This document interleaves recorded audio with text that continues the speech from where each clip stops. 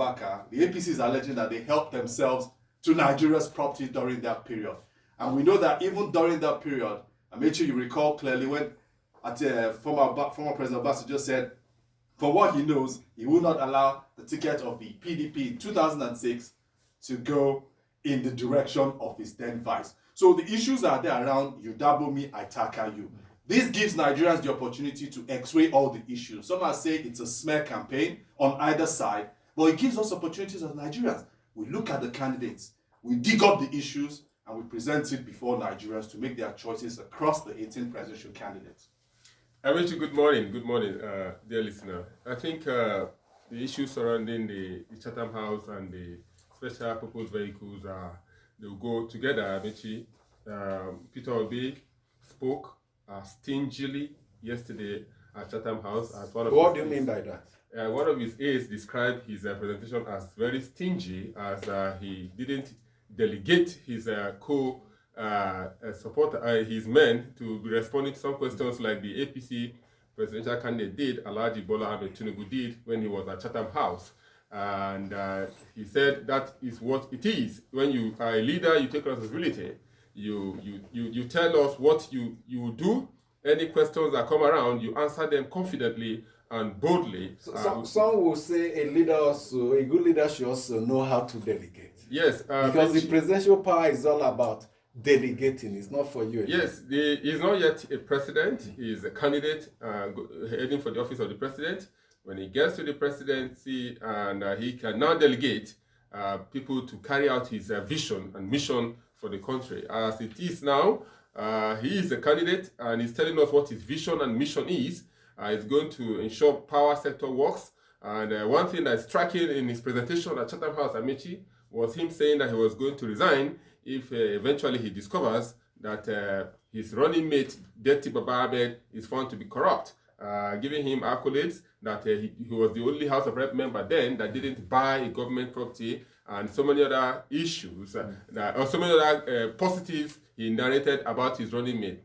That is what we keep saying, Amechi. The issue of Doyo Kukwe then, remember we said here, we gave him accolades, we clapped for him for stepping down not to destruct the campaign process. And we came back to say, why didn't the Labour Party verify that he has this kind of financial issues? Now we're coming to the issue of special purpose vehicles. There are a lot of allegations. This period is when you see a lot of theatrics, a lot of jabs from political opponents.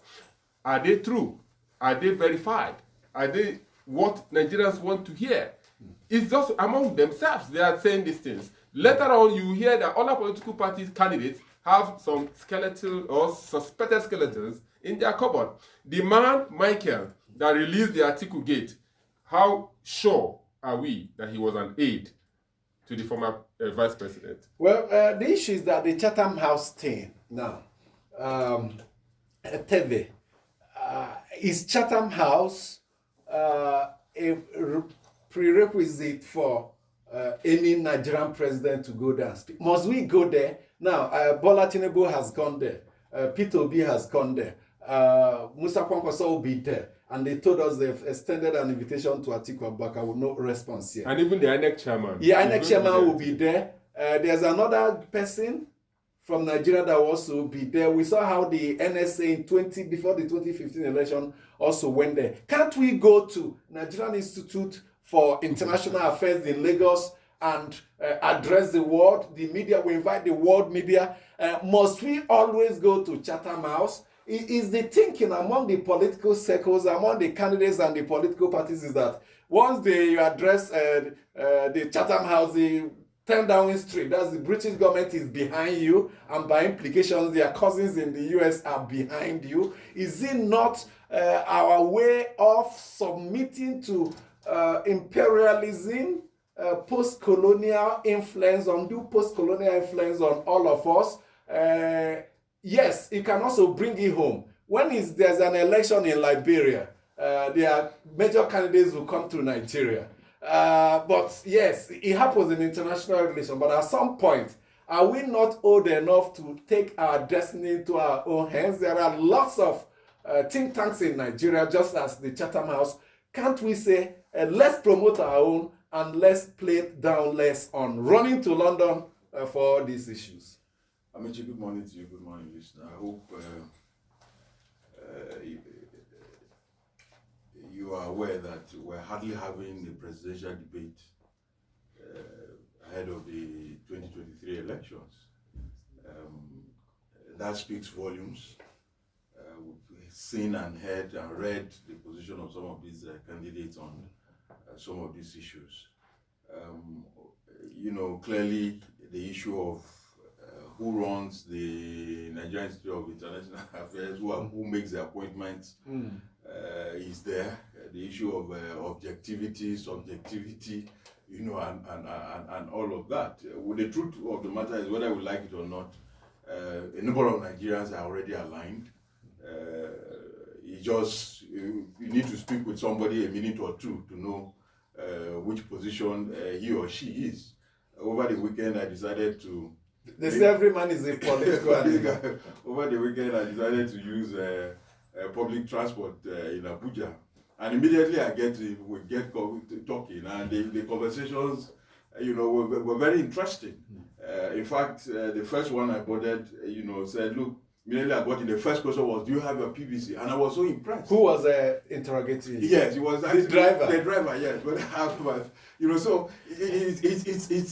it's that already. And that is why some of the candidates are even also saying, okay, to some media organizations, we may not go because of this, because of that, so that is a challenge, that we have. But I want to believe that as our democracy grows, we will have institutions that will, most likely, develop the capacity to outweigh, some of these things. We're talking of the candidates and all of even the electoral management body will be there, And then don't forget, pure a few days ago, the president was talking about interference, and all of that. And yes, we accuse them of interference, yet we run to them. Just before the 2015 election, the president ran there as the APC candidate to speak. You go and get an ant-infested firewood, and you insist the lizard must not visit your home. The truth of the matter also is, like we said last week, democracy is a global commodity. So those days where you claim absolute sovereignty, people should not interfere, in quote. Those days are gone. We've signed protocols, a number of them, African Protocol or Charter on Democracy and Good Governance and all of that, that, has opened us up to, a number of these things. At the federal level, that's what we're doing. But I'm also interested in what's happening at the subnationals. We stand here, or we come here, everybody talking about the presidency, the governorship. What is happening at those people? Who is asking the questions, at that level? I want to believe that the Nigerian Institute of International Affairs, for instance, possibly, maybe we could start from there.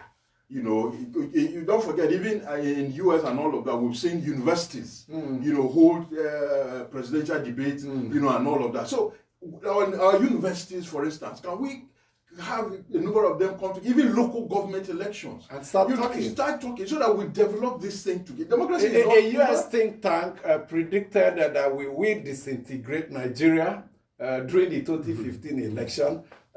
We have so many think tanks here. They're not directly linked to the government. We should develop our own. The Nigerian Economic Summit Group is not tied to the government as it were, though it has a lot of relationship with the government. The candidates are going there. I think Obaka was there. I think Bola Tinubu was also there the other day. Peter Obi, I think, has also gone there. We should look inwards the more. Solutions to the development of a country lies more within. At some point, when you drive the development process to an extent that you seek for support, like this issue of terrorism, you will never see the US Marine or a British personnel come here to help us fight. It's our fight. But when we fight up to an extent, even in the war in Ukraine, they're only giving them weapons. But who are those on ground? It's the Ukrainian soldiers. At some point, we can say, come, let's support us with intelligence, support us with weapons and all that. No, Amici, what happens is this. In the international setting, your international relations major, that kind of platform gives you an opportunity to speak to a global audience.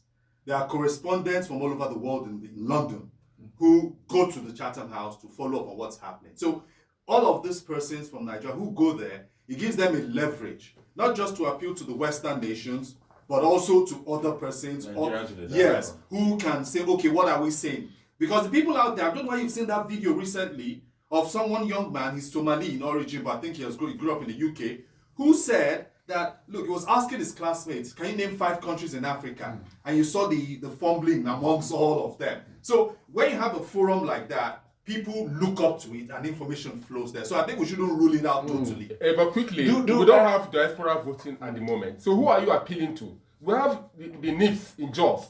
They can host this. Do candidates in South Africa presidential election go there also?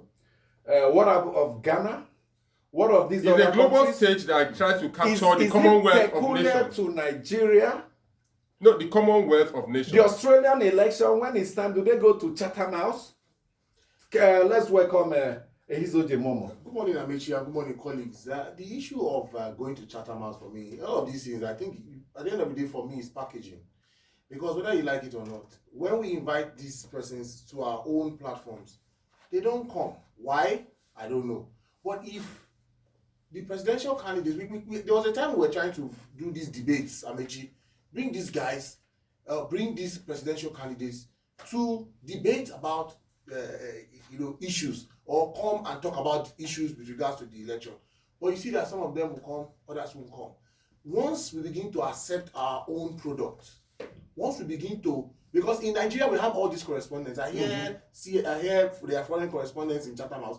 There's an Al Jazeera office here. They see all these reporters. They do reports here. Sometimes reports that even get at the government. So they have all that. Name the media outfit, foreign media outfit. Nigeria is of interest to them. So if you invite them and they know that the presidential candidates are going to be meeting in a debate, they'll be interested. They'll go there because I know they are choosy about events that they cover. So going to Chatham House, yes, because Chatham itself has created a name for itself. That the institute, that it has created a name. So we have to also create a name. We have to create a name for ourselves. We try to do, and then they say, well, journalists in Nigeria want to make money out of me, and up to your comments about. No, we have to also put. By the time we have a platform here in Nigeria that can sell candidates, the foreign media will also come there and take it. So that's my own belief about going there. They can go there, but if you don't want to go, it will not really. I mean, we don't know if the PDP presidential candidates will go to Chatham House because up to now they haven't gotten a response. And I hope he doesn't. I hope he doesn't. Well, the thing is that there are certain action you take. You see it as the culture, and we don't interrogate it because we think it's the normal. There's this incident in the military. They'll post a certain sentry in a military barrack. Each commanding officer that comes will meet it and say, we always post these men here. It took one reformist commander to ask, why are we posting? What's the value? And at the end of the day, it was discovered that there was no value. It was just something that happened in the past, and that thing went by. And the military, within that cantonment, continued to post them. Now we are running to Chatham House. Governors have started running to London to go and hold political meetings. Now, that mindset will continue that if you don't do it in London, one day, if we don't stop it, a political party may want to go and hold a convention in London to give it international legitimacy. We have to think of how we can indeed sell our country. The rest of the world is going to Rwanda. Rwanda is now a classic example. But they are selling themselves. Nigerians are going to holidays in Rwanda because Rwanda has made itself available and attractive. So let's make ourselves attractive. Let's hear from you. Let's share some of the news. When we come back, we'll talk of CBN governor. Some say the most controversial CBN governor in history. Thank you, Amici.